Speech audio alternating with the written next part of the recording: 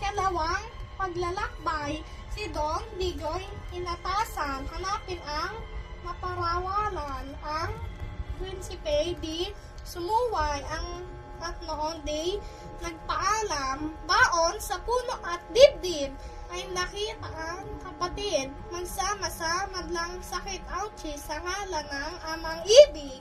Hanapin ang kagamutan, siyag, lunas ng magulang kahit na pauunahan ng kanilang mga buhay. Parang gubat, bundok, ilog, tinahak ng walang takot, dinuhon ang bulaos ng tabor na malainog. Sa lahad na walang humpay na may mga 5 buwan, ang kabayong sinaksak yan ay nakapo at namatay.